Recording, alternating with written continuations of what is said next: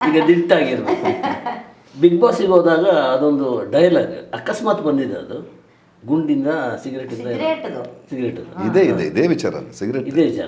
ಅಲ್ಲಿಂದಾನೇ ಅದು ಬೇಕಾಗಿತ್ತು ಅಂತೇಳಿ ಅಲ್ಲಿಂದಾನೇ ನನಗೆ ಆಮೇಲೆ ಫೋನ್ ಮತ್ತೆ ಅಲ್ಲಿ ಕೊಟ್ಟಿರ್ಲಿಲ್ಲ. ಆಮೇಲೆ ಅಲ್ಲೇನೋ ಒಳಗಡೆ ನನಗೆ ಗೊತ್ತಿಲ್ಲಲ್ಲ ಇವ್ರಿಗೆ ಹೇಳಿದ್ದು, ಅಲ್ಲೇನೋ ವಾರಕ್ಕೆ ಒಬ್ಬರಿಗೆ 8 ಸಿಗರೇಟು 10 ಸಿಗರೇಟು ಕೊಡ್ತಾರೆ. ಮೊದ್ಲೆಲ್ಲ ಉಬ್ಬಿಸ್ತಾರೆ, ಬನ್ನೂರು ಕುರಿಗಳನ್ನ ಉಬ್ಬಿಸ್ದಂಗೆ.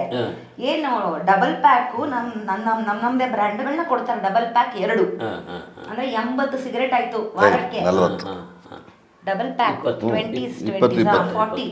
40 ಸಿಗರೇಟ್ ಆಯ್ತು. ನಾನು ಕೆಲವರು ಮುಜುಗರ ಪಟ್ಕೊಂಡು ಇವಾಗ ಅಗ್ರಿಮೆಂಟ್ ಅಂತ ಮಾಡಿಸ್ಕೊಂತಾರೆ. ಬಿಗ್ ಬಾಸ್ ಅಲ್ಲಿ ಕೂತಿರ್ತಾರೆ, ನಿಮ್ ಬೇಡಿಕೆ ಏನು ಅಂತ ಕೇಳ್ತಾರೆ.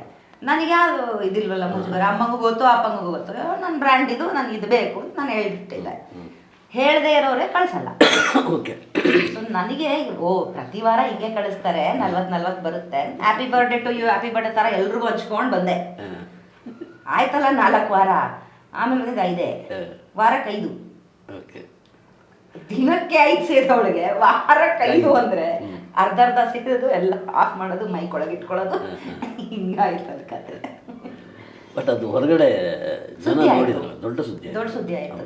ಈಗಲೂ ಅದೇ, ಇವಾಗ ಕಮೆಂಟ್ಗಳೆಲ್ಲ ನೋಡ್ತಾ ಇದ್ರೆ, ನೀನು ಗುಂಡಾಗ್ತೀಯಾ, ನೀನು ಸಿಗರೇಟ್ ಸೇರ್ತೀಯ, ನೀನು ಯಾವ ಇದು ಅದು ಅಂತ ಚಟ ಅಷ್ಟೇ. ಅದು ಸಿಗರೇಟ್ ಇಸ್ ಜಸ್ಟ್ ಅ ಚಟ, ಆದ್ರೆ ನಾವು ಇನ್ನೇನು ಮಾಡೋಕ್ಕಾಗಲ್ಲ. ನಾನು ಬಿಡಬೇಕು, ಹೌದು ಬಿಡ್ತಾ ಇದೀನಿ, ಪ್ರಯತ್ನದಲ್ಲಿ ಇದ್ದೀನಿ. ಒಂದು ದಿವಸ ಬಿಡ್ತೀನಿ ಬಹುಶಃ.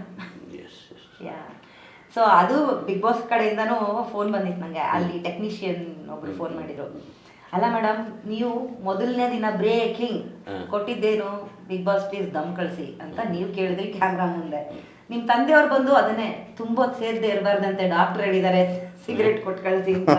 ನಿಮ್ಮ ಅಪ್ಪ ಇಬ್ರು ಒಂದೇ ಥರ ಬಂದು ಒಂದೇ ದಿವಸ ಅದೇ ಹೇಳಿದಿರಲ್ಲ ಮೇಡಮ್ ಅಂತ. ಅದು ಜೋಕ್ ಆಗಿತ್ತು. ಈಗ ನಿರಂತರ ಕರೆಕ್ಟ್. ದೊಡ್ಡ ಡೈರೆಕ್ಟ್ರ್ ಒಬ್ಬರು, ಫಿಲ್ಮ್ ಡೈರೆಕ್ಟ್ರ್, ದೊಡ್ಡ ಹೆಸರು. ಅವರು 2ನೇ ಮದುವೆ ಆದರು. ನಾನು ಮೊದಲ ಹೆಂಡತಿಯ ಜೊತೆ ಮಾತಾಡ್ಲಿಕ್ಕೆ ಹೋದೆ, ಏನು ಅನಿಸುತ್ತೆ ನಿಮಗೆ ಅಂತೇಳಿ. ನನಗೆ ಏನು ಅನಿಸಲ್ಲ, ಅವರ ಪ್ರೊಫೆಷನ್ಗೆ ಸಂಬಂಧಪಟ್ಟ ಸ್ಫೂರ್ತಿ ಏನಿದೆಯೋ ಅವರು ಅದನ್ನು ಆಕೆಯಿಂದ ಪಡೆಯೋದಿದ್ರೆ ನಾನು ಯಾಕೆ ಮಧ್ಯೆ ಅಡ್ಡ ಬರಲಿ ಅಂತ ಹೇಳಿದರು. ನನಗೆ ಅದು ಆಘಾತ ಆಯಿತು. ಇಷ್ಟು ಸಲೀಸಾಗಿ ತೊಗೊಳೋದಿದೆಯಾ ಒಂದು ಹೆಣ್ಣು, ಮನೆ ಹೆಣ್ಣು, ಇಷ್ಟು ದೊಡ್ಡ ಕುಂಕುಮ ಇಡ್ತಾರೆ ಅವರು, ಸಾಂಪ್ರದಾಯಿಕವಾದ್ದು ಅಂಥವ್ರು. ಇದನ್ನು ಒಂದು ಸಿಗಲಿ ತಗೊಂಡಿದ್ದಾರೆ ಹೋಗಲಿ ಅಂತೇಳಿ ಹೇಳಲಿಕ್ಕೆ ಸಾಧ್ಯನಾ ಅಂತ. ನಾನು ಎಲ್ಲೂ ಬರೆದಿಲ್ಲ, ಎಲ್ಲೂ ಹೇಳಿಲ್ಲ ನಾನು. ಅದು ನಿಮ್ಮ ಮನೆಯಲ್ಲಿ ಆಗಿದೆ ಅಲ್ವಾ? ಹೇಗೆ ಆ್ಯಕ್ಸೆಪ್ಟ್ ಮಾಡಿಕೊಂಡ್ರೆ, ಅದನ್ನು ರಿಸೀವ್ ಮಾಡಿದೆ ಹೇಗೆ? ಒಂದು ನಿಮಿಷ ಗಿಟ್ಟಿ ಹೇಳ್ಬೇಕು ಹೊರಗಿಂದ ಅಲ್ಲ, ನನಗೆ ಇದ್ರದ್ದು ಸಣ್ಣ ಹಿಂಟ್ ತುಂಬ ಮುಂಚೆನೇ ಇತ್ತು. ನಾನು ಇವಳು ಒಂದ್ಸತಿ ಹೇಳೂ ಇದ್ದೆ, ಇಲ್ಲೇನೋ ನಡೀತಾ ಇದೆ ಕಣೆ, ಸಮಥಿಂಗ್ ಇಸ್ ಫಿಶಿ ಇಯರ್. ತುಂಬ ಏನಾದ್ರು ಅಸಹ್ಯ ಮಾಡ್ಕೊಂಡೆ, ಇಲ್ಲ ಕಣಪ್ಪ ಆ ಥರ ಎಲ್ಲ ಮಾಡಲ್ಲ.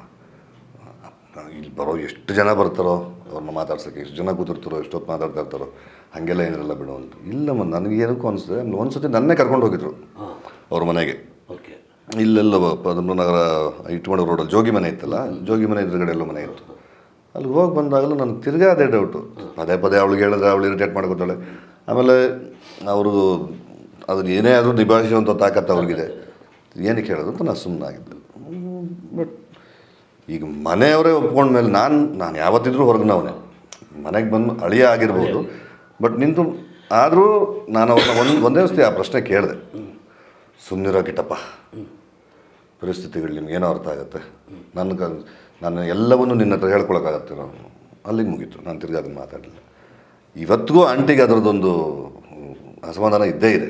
ಅವ್ರಿಗೇನು ಯಾವ ಕಾರಣಕ್ಕೂ ರವಿ ಆ ವಿಷಯ ನನ್ನ ಮುಂದೆ ಮಾತಾಡಬೇಡ ಅಂತಲೇ ಹೇಳಿತ್ತು ಅವರು. ಮತ್ತು ಅವ್ರು ಯಾವತ್ತೂ ಆಫೀಸಿಗೆ ಬರಲ್ಲ ಅಂತ ನಿಲ್ಲಿಸೇ ಬಿಟ್ಟಿದ್ರು. ಸುಮಾರು ವರ್ಷ ಆಗಿತ್ತು. ಇವಳು ಆಫೀಸ್ ಶುರು ಮಾಡಿದ್ಮೇಲೆ ಬಂದಿದ್ದ ಆಂಟಿ ಒಂದು ಸತಿ. ಇಲ್ಲಿಗೆ ಬರೋದು ನಿಲ್ಲಿಸಿ ಹೆಚ್ಚು ಕಡಿಮೆ ಒಂದು 7-8 ವರ್ಷ ಆಗಿತ್ತು ಅವರು. ಅದೇ ಆ ವಿಷಯ ಹೊರಗಡೆ ಬಂದ ಮೇಲೆ ಅವ್ರು ಆಫೀಸ್ ಬರೋದು ನಿಲ್ಲಿಸಿದ್ರು. ನಾನು ಆಫೀಸಿಗೆ ಕಾಲಿಡಲ್ಲ, ನಾನು ಅಲ್ಲಿ ಯಾರ ಮುಖನೂ ನೋಡೋಕ್ಕಾಗಲ್ಲ ನನಗೆ. ಯಾಕಂದರೆ ಅವ್ರು ಇನ್ನೂ ಇಲ್ಲೇ ಕೆಲಸ ಮಾಡ್ತಾಯಿದ್ರು. ಆಫೀಸಿಗೆ ಬಂದರೆ ನೋಡಬೇಕಾಗತ್ತೆ ಮುಖ, ನಾನು ಬರಲ್ಲ, ಬಂದಿರಲಿಲ್ಲ. ಈಗ ಲಾಸ್ಟ್ ಇಯರ್ ಇವಳೊಂದು ಈವೆಂಟ್ ಮಾಡಿ ಪುಸ್ತಕ ಬಿಡುಗಡೆ ಆಯಿತು. ಅವತ್ತು ಬಂದರು, ಅವತ್ತು ಕಾಲಿಟ್ರು 10 ವರ್ಷಗಳ ನಂತರ. ಅವ್ರಿಗಿನ್ನೂ ಅಸಮಾಧಾನ ಇದೆ. ಎಲ್ಲದಕ್ಕೂ ಈಗ ಕೂತ್ಕೊಂಡು ನಾವು ಏನೇ ರಸ್ಮಾಚಾರದರು ಕಾರಣಕರ್ತರಲ್ಲ ಅವ್ರು ಮಾತಾಡಿದ್ರೆ ನಾವು ಮಾತಾಡಿದ್ರೆ ಆಗಲ್ಲ. ಆಮೇಲೆ ಅವರು ಎಲ್ಲ ವಿಚಾರವನ್ನು ಸವಿಸ್ತಾರವಾಗಿ ಎಲ್ರಿಗೂ ಅರ್ಥ ಆಗೋ ರೀತಿ ಹೇಳ್ಬಿಟ್ಟಿದ್ದಾರೆ. ಆಮೇಲೆ ಅಲ್ಲೇನು ಸಂಬಂಧಗಳಲ್ಲಿ ಮಧ್ಯೆ ಏನೋ ಕನ್ಫ್ಯೂಷನ್ಸ್ ಆಗೋದು ಬೇಡ ಅಂತ ಪ್ರತಿಯೊಂದು ವಿಚಾರವನ್ನು ಸ್ಪಷ್ಟವಾಗಿ ಗೆರೆ ಎಳೆದಿರೋ ರೀತಿ ಎಲ್ಲ ಮುಗಿಸಿ ಹೋಗಿದ್ದಾರೆ. ಹಾಗಾಗಿ ನಮಗೇನು ಅದರದ್ದೇನು ಯೋಚನೆ ಮಾಡೋ ಹಾಗಿಲ್ಲ. ನೀನು ನಿನ್ನ ಅದೇ, ಕಡೆಯಿಂದ ಅಲ್ಲ ನಮಗೆ ಗೊತ್ತಾದಾಗ ನಾನು ಕಾಲೇಜು, ಆಮೇಲೆ ಅಕ್ಕ ಹೋಗಿ ಇಲ್ಲಿ ಕೆಲಸ ಮಾಡ್ತಿದ್ಲು ಅವಾಗ. ಮತ್ತೆ ಆಕೆ ಮತ್ತೆ ನನ್ನ ಅಕ್ಕ ತುಂಬ ಒಳ್ಳೆ ಸ್ನೇಹಿತರು. ಓ ಓಕೆ. ಅವರು ಮುನ್ಸ್ಕೊಂಡಾಗ ಖುಷಿ ಆದಾಗ ಒಂದು ರಾಶಿ ಲೆಟರ್ಗಳು ಬರ್ಕೋತಾ ಇದ್ರು. ಅವಳು ಅಕ್ಕ ತಗೊಂಬಂದು ಇವ್ರು ಬರ್ದಿರೋದನ್ನು ಓದೋದು, ಅವ್ರು ವಾಪಸ್ ಉತ್ತರ ಕೊಡೋದು, ಇವ್ರು ವಾಪಸ್ ಉತ್ತರ ಕೊಡೋದು, ಅವೆಲ್ಲ ನಡೀತಾ ಇರ್ತಿತ್ತು. ಆಗ ಅಕ್ಕಂಗೂ ಗೊತ್ತಿರಲಿಲ್ಲ ಇವೆಲ್ಲ. ಅದು ನನಗೆ ಗೊತ್ತಿತ್ತು ಅಂದರೆ ಇವರಿಬ್ಬರ ನಡುವೆ ಇಷ್ಟು ಬಾಂಧವ್ಯ ಇದೆ ಅಂತ ನನಗೆ ಗೊತ್ತಿತ್ತು, ಅಕ್ಕ ಮತ್ತು ಆಕೆ ನಡುವೆ. ಸೊ ಅವರು ಹಾಗೆ ಇದ್ದರೂ ಕೂಡ ಮನೆಗೆ ಏನಾದರೂ ಬೇಸರ ಆದರೆ, ದುಃಖ ಆದರೆ ಮನೆಗೆ ಬರೋರು, ನಮ್ಮಮ್ಮ ಹತ್ರ ತೊಡೆ ಮೇಲೆ ಮಲ್ಕೊಂಡು ಅಳೋರು. ಬೇಸರ ಯಾಕಾಯಿತು ಅನ್ನೋದು ಕೊನೆ ಗೊತ್ತಾಯ್ತಲ್ಲ ಅಮ್ಮಗೆ. ಬೇಸರ ಮಾಡ್ತಾ ಇದ್ದಿದ್ದೇ ಇದಕ್ಕಾಗಿ ಈ ಮನುಷ್ಯ ಅಂತ, ಇವರು ಅಂತ. ಅವಾಗ ಅವ್ರಿಗೆ ಬೆನ್ನಿಗೆ ಚೂರಿ ಹಾಕ್ಬಿಟ್ಟು ಅನ್ನಿಸ್ತು. ಹಂಗೆ ತಡ್ಕೊಡ್ದಲ್ಲ. ಇದು ಅವ್ರು ಹೆಂಗ್ ತಡ್ಕೊಂಡ್ರು ನಮ್ಗೆ ಗೊತ್ತಿಲ್ಲ. ಅಲ್ವಾ? ಅಂದ್ರೆ ಸಮಾಧಾನ ಮಾಡ್ತಾ ಇದ್ದಿದ್ದೆ ಇವರಿಬ್ರು ಜಗದ ನಡುವೆ ಅಂತ ಅನ್ನೋದು ಅಮ್ಮಂಗೆ ಗೊತ್ತಿರ್ಲಿಲ್ಲ. ಗೊತ್ತಿಲ್ಲ, ವಿಷಯ ಗೊತ್ತಿಲ್ಲ. ಅದಕ್ಕೆ ಅವರೇ ಬಣ್ಣಿಸ್ತಾರಲ್ಲ ಅವನ್ನ, ಭೂಮಿ ತೂಕದ ಹೆಣ್ಣು ಅವಳು, ಭೂಮಿ ತೂಕದ ಹೆಣ್ಣು ಅಂತ. ಇಲ್ಲಾಂದರೆ ಭಾಳ ಕಷ್ಟ ಆಗ್ತಿತ್ತು. ಯಾವುದೇ ಮನೆ ಆಗಲಿ ಅಲ್ಲಿ ಯಾವ ರೀತಿ ಆಗ್ಬೋದು ಅಂತ ನಾವು ಸಾವಿರಾರು ನಿದರ್ಶನಗಳು ನೋಡಿದ್ದೀವಿ. ಈ ಥರದ ವಿಚಾರಗಳಾದಾಗ ಮನೆ ಹೆಂಗಸರು ಯಾವ ರೀತಿ ರಿಯಾಕ್ಟ್ ಮಾಡ್ತಾರೆ ಅಂತ. ಈಗ ನೀವು ಅಂದ್ರಿ ಬಿಡಿ ಅವ್ರಿಗೇನೋ ವರ್ಕ್ ಲೋಡ್ ಇರುತ್ತೆ, ಟೆನ್ಷನ್ ಇರುತ್ತೆ, ಪಾಪ ಅವ್ರು ಖುಷಿಯಾಗಿರಲಿ ಅಂತ. ಆ ಥರದ ಮಾತಾಡೋವಂಥ ಹೆಣ್ಮಕ್ಳು ನಮ್ಮ ಭೂಮಿಲಿ ಇದ್ದಾರೆ ಅನ್ನೋದಕ್ಕೇನೆ ಈಗ ಇಕೋಸಿಸ್ಟಮ್ ಬ್ಯಾಲೆನ್ಸ್ ಆಗಿದೆ. ಆಮೇಲೆ ಅಮ್ಮ ಹೇಳಿದ್ದು ಒಂದೇ, ಅಪ್ಪಂಗೆ ಆಗಲಿ ಅಥವಾ ನಮ್ಗಾಗಲಿ, ಅಪ್ಪಂಗೆ ನಮ್ಮ ಎದುರುಗಡೆ ಹೇಳಲಿಲ್ಲ. ನಾವು ಅಂದರೆ ವಿಷಯ ಗೊತ್ತಾಗಿದೆ ಹೇಗೆ ಅಂದರೆ ನಮ್ಮ 3 ಜನ ಕರ್ಣನ್ ಕೆಳಗಡೆ ಕಳಿಸ್ಬಿಟ್ರು. ನಾನು, ಅಕ್ಕ, ಅಮ್ಮ 3 ಜನ ಕೂರಿಸ್ಕೊಂಡು ನಾನೊಂದು ತಪ್ಪು ಮಾಡಿದ್ದೀನಿ ಅಂತಂದರು. ಓಕೆ ಏನು ಅಂತಂದ್ರೆ ಮದುವೆ ಮಾಡ್ಕೊಂಡಿದ್ದೀನಿ ಅಂತಂದ್ರು. ಹಿಂಗೆ ಈಕೆನ ಮಾಡ್ಕೊಂಡಿದ್ದೀನಿ. ನಾನು ಅಕ್ಕ ಇಬ್ಬರು ಹಿಂಗೆ ಕೂತವ್ರು ಅಪ್ಪ ಅಂತ ಎದ್ವಿ.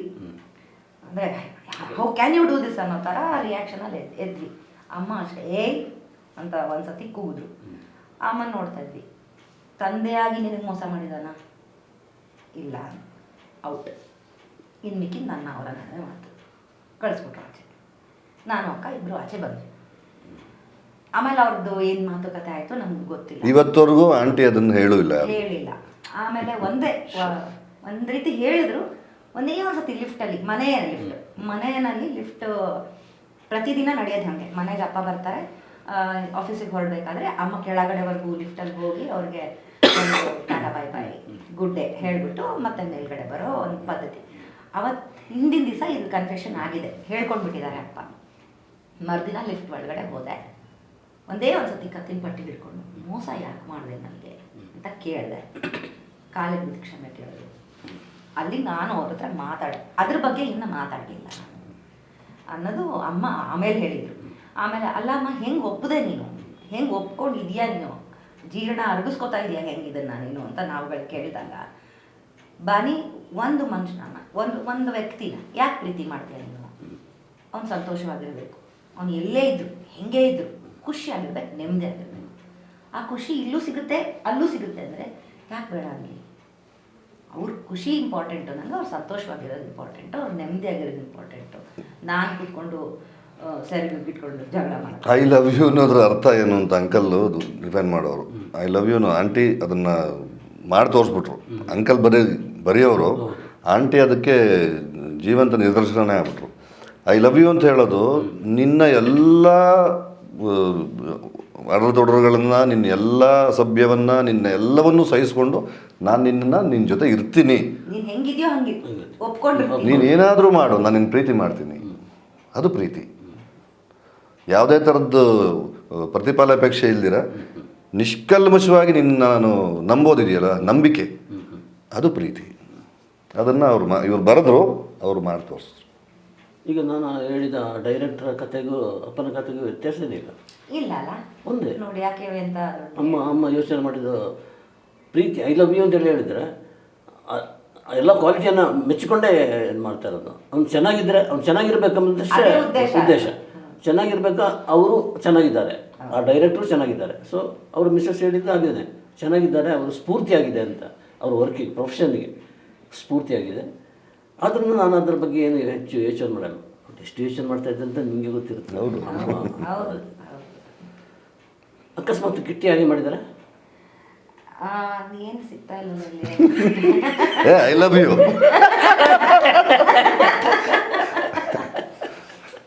ನಾನು ಆ ಡೈರೆಕ್ಟರ್ ಹೆಂಡತಿಯೂ ಆಗ್ಲಾರೆ, ಅಮ್ಮನೂ ಆಗ್ಲಾರೆ.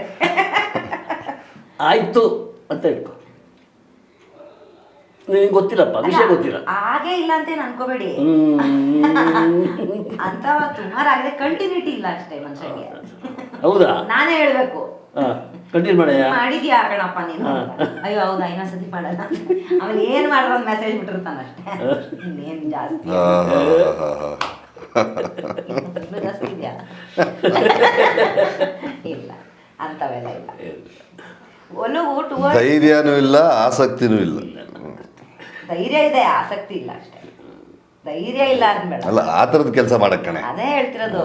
ಆ ಥರ ಕೆಲಸ ಮಾಡಕ್ ಧೈರ್ಯ ಇದೆ, ಆದ್ರೆ ಆಸಕ್ತಿ ಇಲ್ಲ. ಅಷ್ಟ್ರ ಮಟ್ಟಿಗೆ ಆಸಕ್ತಿ ಇದೆ, ಧೈರ್ಯ ಇಲ್ಲ. ಇದು ಕರೆಕ್ಟ್. ಕಳ್ಳ ಕಳ್ಳ ಕೃಷ್ಣ, ಕಳ್ಳರ ಕೃಷ್ಣ ಅಲ್ವಾ?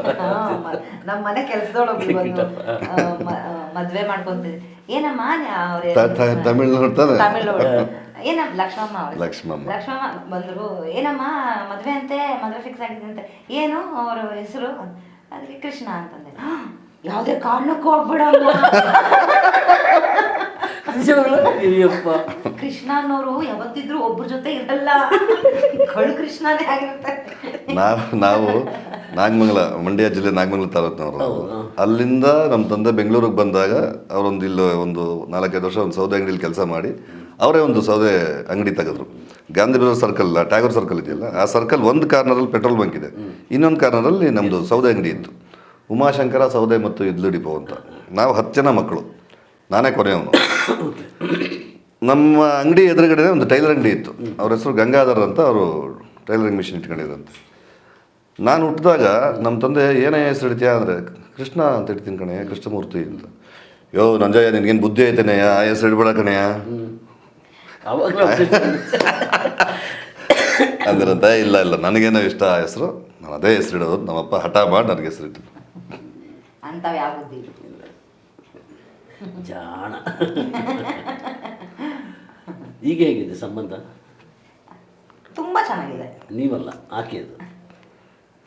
ನೀವು ಇಲ್ಲ, ಕಮ್ಯುನಿಕೇಶನ್ ಇಲ್ಲ. ಆಮೇಲೆ ಏನು ಹಾಗೆ ದ್ವೇಷ ಇಲ್ಲ, ಎಂಥದ್ದು ಇಲ್ಲ. ಅವರು ಒಂದು ಶಾಲೆ ನಡೆಸ್ತಾ ಇದ್ದಾರೆ, ಈಗ ಚೆನ್ನಾಗಿ ನಡೀತಾ ಇದೆ ಅಂತ ಕೇಳ್ಪಟ್ಟೆ. ಮಗ ಚೆನ್ನಾಗಿ ಓದ್ತಾ ಇದ್ದಾನೆ, ಆರಾಮಾಗಿದ್ದಾರೆ.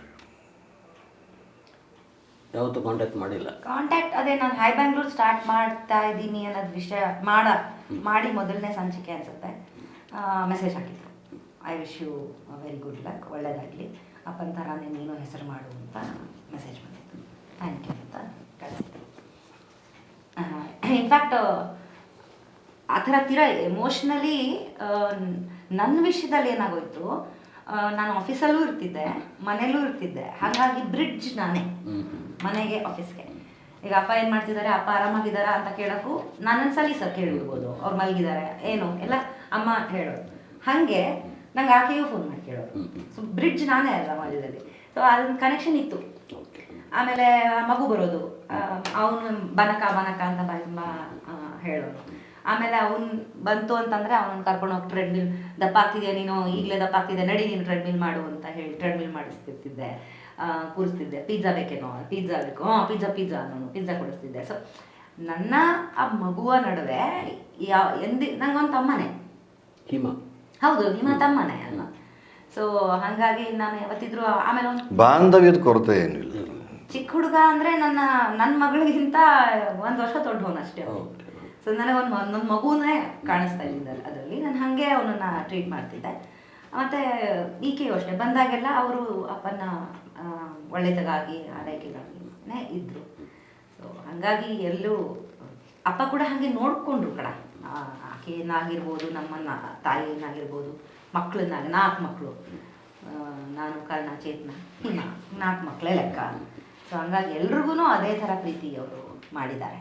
ಎಲ್ಲೂ ಏನೋ ಕೊರಗಕ್ಕೆ ಬಿಟ್ಟುಬಿಟ್ಟು ನಮ್ಮನ್ನು ಮಾತ್ರ ಸುಖವಾಗಿ ಇಟ್ಬಿಟ್ಟು ಅಂತ. ಆಮೇಲೆ ಅವ್ರಿಗೆ ಅವರ ಬಾಲ್ಯದ್ದು ನೆನಪುಗಳಿದೆಯಲ್ಲ, ಹಾಗಾಗಿ ಹೌದು ಬಡತನದ್ದು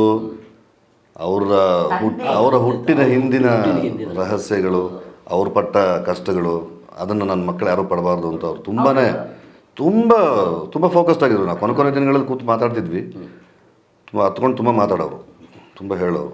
ಅದೇನು ಅಲ್ಲಿಗೆ ಏನೇನು ಮಾಡಬೇಕು ಅಂತ ಅಂದ್ಕೊಂಡಿದ್ದೀನಿ ಕಣೋ, ಹಿಂಗೆ ಮಾಡ್ತೀನಿ ಮಾಡಿ ಅಂಕಲ್, ನಿಮ್ಗೆ ಏನೇನು ಮಾಡಬೇಕು ಅನಿಸುತ್ತೆ ಮಾಡಿ. ಯಾವುದೇ ಕಾರಣಕ್ಕೂ ನೀವು ಬಾಲ್ಯದಲ್ಲಿ ಪಟ್ಟಂಥ ಕಷ್ಟನ ಆ ಮಗು ಪಡಬಾರ್ದು. ಅದಕ್ಕೇನು ಬೇಕು ಎಲ್ಲ ವ್ಯವಸ್ಥೆ ಮಾಡ್ಕೊಟ್ಬಿಡಿ. ಅದಕ್ಕೆ ಅವರು ಯಾವಾಗ ಮೇಡ್ ಶ್ಯೂರ್ ಹಿಮವಂತ ಬೆಳಗೆರೆ ಅಂತಾನೆ ಇಡಬೇಕು ಅಂತ. ಈಗ ನಾನು ಹೆಂಗೆ ಭಾವನಾ ಬೆಳಗೆರೆ ಹಂಗೆ ಅವನು ಬೆಳಗೆರೆ ಹೆಸರು, ಆ ಬೆಳಗೆರೆ ಅನ್ನೋದಿದೆಯಲ್ಲ, ಅದು ಕೊಡದೆ ಹೋಗ್ಬಿಟ್ಟಿದ್ರೆ ಅಪರಾಧ ಆಗ್ಬಿಟ್ಟು ಅದು ಯಶೋಮತಿ ಬೆಳಗೆರೆ ಅಂತ ಆಗೋದು ಅದು ಬೇರೆ. ಬಟ್ ಹಿಮವಂತ ಬೆಳಗೆರೆ ಆಗೋದಿದ್ದ ತುಂಬ ಇಂಪಾರ್ಟೆಂಟ್. ಆ ಮಗು ಬೆಳಿಬೇಕಲ್ಲ ನಾಳೆ. ಸೊ ನಮ್ಮಪ್ಪ ಅದನ್ನೇ ತಾನು ತೊಂದರೆ ಪಟ್ಟಿದ್ದು. ನನ್ನ 2ನೇ ಹೆಸರು ಏನು ಅಂದರೆ ಬೆಳಗೆರೆ ಅಂತ ಹೆಸರು ಇಟ್ಕೊಂಡ್ರೆ ಊರಿನ ಹೆಸರು ಇಟ್ಕೋಬೇಕಾಯ್ತು, ಇಲ್ಲ ಪಾರ್ವತಮ್ಮ ಅಂತ ಇಟ್ಕೊಳ್ಳೋಕೆ ರೆಡಿ ಇದ್ರು. ಅಪ್ಪನ ಹೆಸರು ಯಾಕೆ ಇಟ್ಕೋಬೇಕು, ಅಮ್ಮನ ಹೆಸರು ಇಟ್ಕೋತೀನಿ ಅಂತ. ಸೊ ಹಂಗಿದ್ದಾಗ ಅಪ್ಪ ಯಾರು ಅಂತಲೇ ಗೊತ್ತಿಲ್ಲದೆ, ಅಥವಾ ಅಪ್ಪ ಯಾರು ಅಂತ ಪ್ರಪಂಚಕ್ಕೆ ಹೇಳೋಕ್ಕಾಗದೇ ಇದ್ರೆ ಅನ್ನೋದನ್ನು ಅವ್ರು ಅನುಭವಿಸ್ಬಿಟ್ಟಿದ್ರು. ಸೊ ಇಲ್ಲದ ಆಗಬಾರ್ದು, ಖಂಡಿತ ಆಗಬಾರ್ದು. ಪ್ರೀತಿ ಹಂಗಿತ್ತು.